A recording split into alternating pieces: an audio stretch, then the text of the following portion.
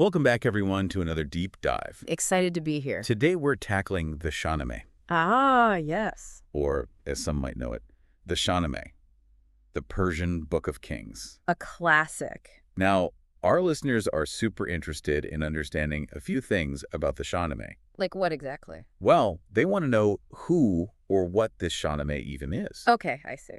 They're curious about its global fame. Right. They want to know about the authenticity of the different versions out there. Mm-hmm. And of course, they want to dive into the plot, explore notable adaptations, and understand its lasting cultural impact. Sounds like we've got a lot to cover. We do. So to get us started, we're dealing with a monumental, epic poem from 10th century Persia. Think Homer's Odyssey, but with a distinctly Persian flavor. And when you say monumental, you really mean it, right? Oh, absolutely. We're talking roughly 50,000 couplets. 50,000. 50,000, all composed by the poet Ferdowsi. Wow. And these couplets chronicle Persian history and mythology from creation all the way to the 7th century Arab conquest. That's a massive undertaking. It is. Ferdowsi dedicated over 30 years of his life to this project. 30 years. It's mind-boggling, isn't it? It really is. Huh? And it speaks to his dedication, but also to the importance of preserving Persian culture. Especially considering that Arabic was the dominant language of power at the time.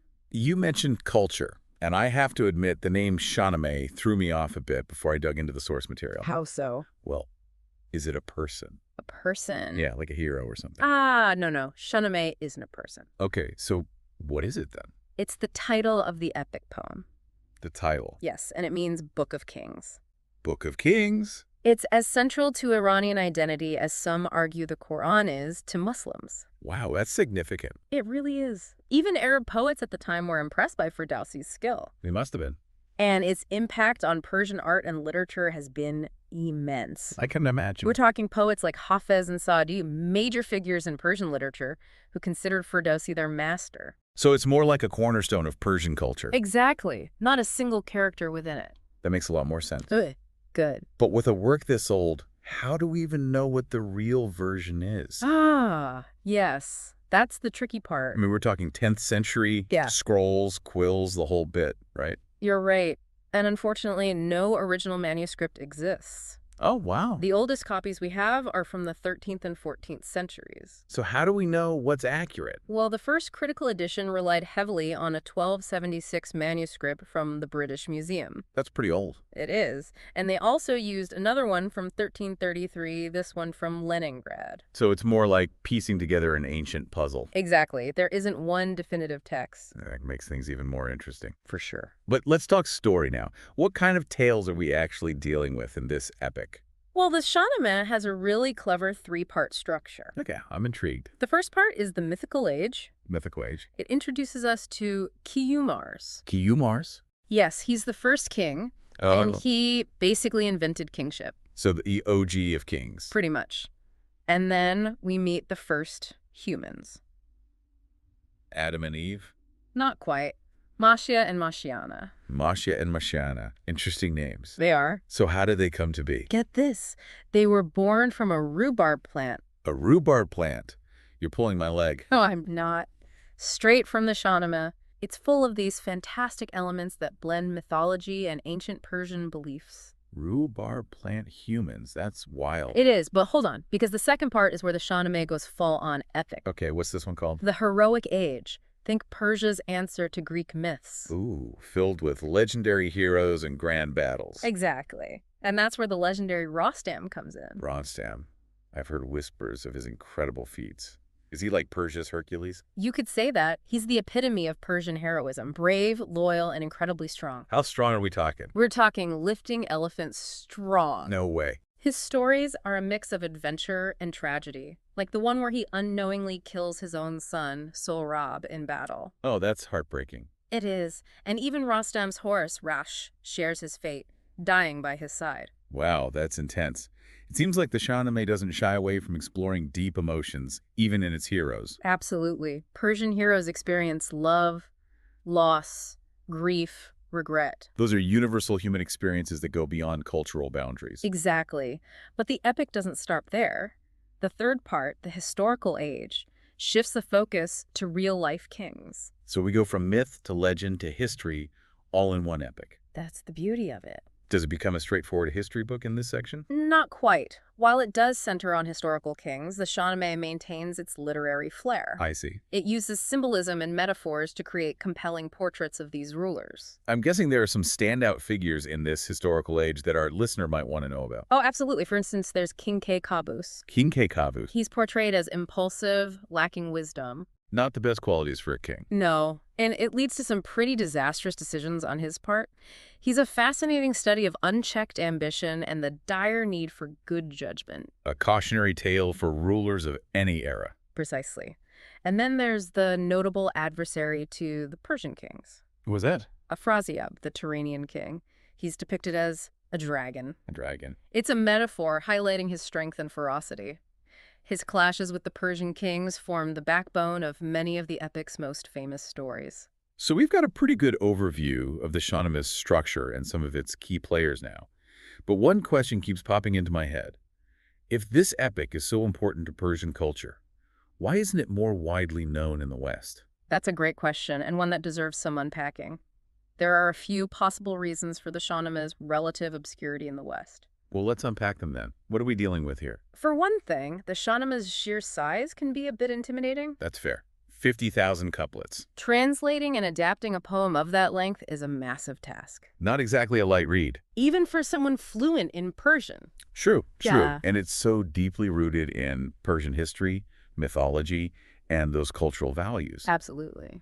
Could that also be a barrier for Western audiences? Oh, for sure. The cultural context can feel unfamiliar, Right. even inaccessible to some. I see what you mean. And then there's the whole issue of Western perceptions of Middle Eastern literature and culture. Unfortunately, preconceived notions and stereotypes can make it hard for works like the Shahnameh to truly break through. It's like we're missing out on this whole world of storytelling. Exactly. And we can't forget the role of media in shaping public perception. How so?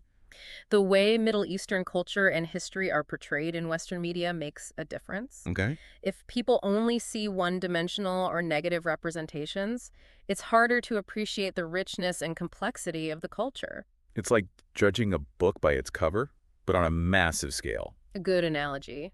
But I'm optimistic. Oh! There's a growing interest in world literature, I've noticed that. diverse storytelling. Yeah. And I believe the Shahnameh has what it takes to captivate audiences globally. I agree. Especially with streaming platforms and those international collaborations. The possibilities for bringing the Shahnameh to a wider audience are bigger than ever before. Precisely. Imagine a major streaming platform investing in a high-quality TV series adaptation. Ooh, now you're talking. A Shahnameh series with that Game of Thrones or Lord of the Rings level of production value, that would be amazing. It would be a game changer. It could showcase those thrilling stories, the characters, Of course. but also the beauty and depth of Persian culture and history. And who knows? Oh, It might even inspire viewers to seek out the original text. that would be incredible. But let's shift gears for a moment. Okay. Even without a blockbuster TV series, there are already adaptations out there, Oh, really? specifically for younger audiences. You mean like simplified versions? Because I have to admit, 50,000 couplets doesn't exactly scream kid-friendly. You got it. Illustrated children's editions. Oh, I see. Even animated films and series inspired by the Shahnameh. So like a gateway into the Shahnameh's world for younger readers. Exactly. They take those core stories, simplify the language, Okay. often include beautiful illustrations to really bring the characters and events to life. So they're not just dumbed-down versions. No, not at all. They still emphasize those moral lessons, Yeah. heroic deeds, introduce kids to those concepts like courage, justice, loyalty, honor. That's really clever. It makes this ancient epic accessible and engaging. For sure. Do you have any examples of these adaptations? Well, there's a 2009 animated film called The Persian Prince, the story of Arash. The Persian Prince. It's based on the legend of Arash the Archer, a hero who sacrifices himself to save his people. Sounds intense. Yeah. Is it appropriate for kids? It is action-packed, but it's also a beautiful and moving story Okay. about courage, selflessness, hope. So a little mature maybe. Maybe a bit much for very young children, but for those ready for a more mature animated experience, it's perfect. I can see that. Yeah. And even though it doesn't draw directly from the Shahnameh, Right. It still shares that Persian mythology. That storytelling spirit. Exactly. Precisely. Yeah. And believe it or not, there are even educational and entertaining animated series on platforms like YouTube YouTube. inspired by the Shahnameh. Wow, I wouldn't have expected that. You'd be surprised at the variety of content on YouTube these days. I guess so. There are some amazing creators out there passionate about sharing Persian culture and history. That's fantastic. Yeah. What kind of animated series are we talking about? Some are simplified retellings of the Shahnameh's most famous stories, Oh, while others focus on specific characters or legends from Persian mythology. cool. They do a great job of balancing education and entertainment, I bet. make learning about the Shahnameh fun and engaging for kids. So there's already foundation for introducing the Shahnameh to younger generations. Absolutely. But for now, let's circle back to the Shahnameh itself. What are some of the specific verses and teachings that really resonated with you during our research? Ooh, that's a great question. One that really stood out to me was a reminder about the importance of contentment. Contentment. It cautions against greed and emphasizes finding peace within yourself rather than chasing material wealth. That's a powerful message, especially in today's world. Right. We're bombarded with messages about acquiring more and more, Constantly. It's a reminder to focus on what truly matters. which is something we can all benefit from. Agreed. And the Shahnameh constantly reminds us to look beyond the surface. Beyond the surface. To search for those deeper truths and wisdom hidden within the stories. It makes me wonder, is that part of the reason for the Shahnameh's lack of recognition in the West? How so? Are Western audiences missing those deeper layers of meaning because they're not familiar with the cultural context? That's a really insightful point. It's possible that focus on plot and spectacle can overshadow the philosophical and moral depth. So it's not just a collection of exciting tales. Right. It's a work of profound wisdom and insight that transcends those cultural boundaries. Exactly. And that wisdom can be appreciated by people of all cultures and backgrounds if they're willing to dig a little deeper. Which brings us back to the question of how to bridge that cultural gap. Right, how to introduce the Shahnameh to a wider audience. We talked about a TV series. Yes. What other avenues are worth exploring? Well, I think educational initiatives are crucial. Introducing the Shahnameh in schools and universities, spark curiosity, foster a deeper understanding of Persian literature and culture. Imagine if kids were exposed to the Shahnameh's stories and heroes from a young age. It could have a transformative impact on their understanding of the world. For sure. And let's not forget about cultural exchange programs. Cultural exchange programs. Facilitating those interactions between artists, scholars, storytellers from different cultures, Yeah. that can help break down stereotypes. Okay. Create new avenues for sharing and appreciating works like the Shahnameh. I love that. Bringing people together through storytelling. What a powerful way to bridge those cultural divides. It truly is. And there's one more point I'd like to add about the future of Middle Eastern media's connection with Europe. Oh, I'm all ears. Tell me more. I think we're going to see more collaborations. Collaborations. Co-productions between Middle Eastern and European filmmakers and studios in the coming years. That's exciting. What makes you think so? Well, streaming services are always on the hunt for fresh content. That's true. And stories from the Middle East, like those found in the Shahnameh, offer a wealth of untapped potential. Makes sense. Global audiences are hungry for diverse stories, perspectives. Exactly. And the success of shows like Fada and Tehran, Oh yeah, those are good. which blend Middle Eastern and Western storytelling elements, shows there's a real appetite for this kind of content. So you're predicting a future where stories from the Shahnameh could be enjoyed by audiences worldwide, not just in Iran or the Middle East. I believe so. I think it has the potential to be a real turning point, not just for Middle Eastern media, but for global understanding and cultural exchange as well. I'm definitely on board with that vision. Yeah. So what's the next step? What Yeah. can we do to help make this a reality? Well, for starters, we can continue to spread the word about the Shahnameh and its incredible stories, talk to your friends, share articles and resources online, Okay. support organizations promoting Persian arts and culture. Those are great suggestions.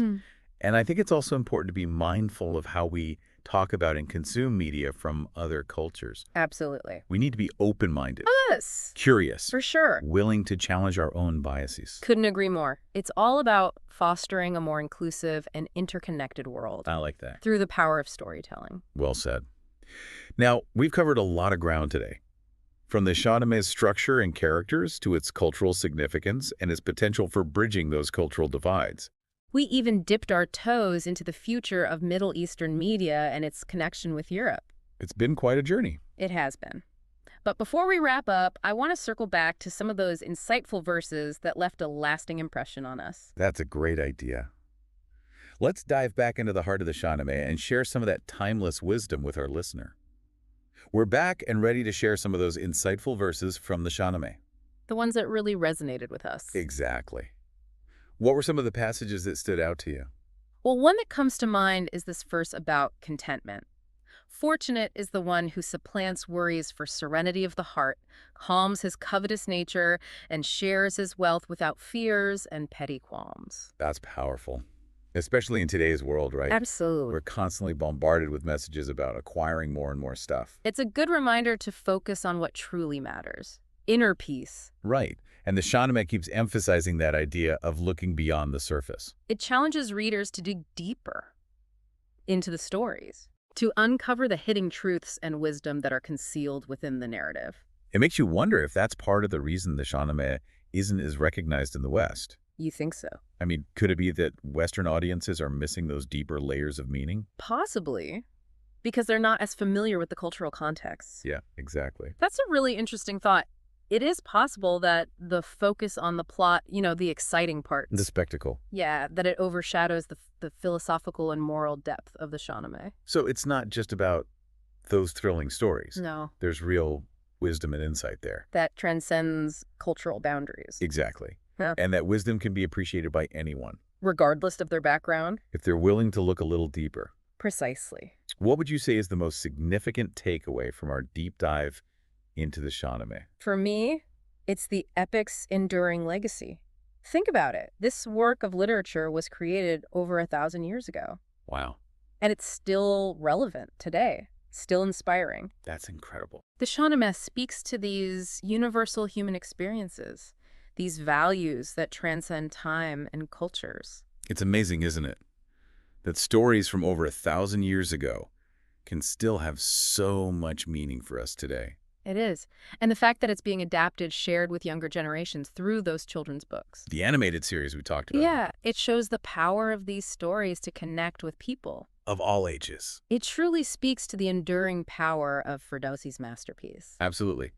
Well, I think we've covered a lot of ground today. We have. We explored the Shahnameh's history, the structure, those famous characters, the cultural significance, and even its potential for bridging those cultural divides. And we even touched on the future of Middle Eastern media and its connection with Europe. It's been a fascinating journey, It has. And I hope our deep dive has sparked a sense of curiosity in our listener. a sense of wonder. Exactly. That's what we aim for. So, as we wrap up this epic exploration, is there something our listener can ponder as they continue their own journey with the Shahnameh? Here's a thought. Could the Shahnameh, with its timeless stories of heroism, love, betrayal, and wisdom, hold the key to unlocking a deeper understanding, not just of Persian culture, but of those shared human experiences that connect us all? That's a powerful question, and one that I hope will inspire our listeners to explore the world of the Shahnameh even further. There's a whole universe within those 50,000 verses, waiting to be discovered. Well said. On that note, we'll say goodbye for now. Until next time. Thank you for joining us on this deep dive into the Shahnameh. It's been a pleasure. We hope you enjoyed the journey, We did. and we encourage you to keep exploring this epic's timeless wisdom and those captivating tales. Until next time, happy reading.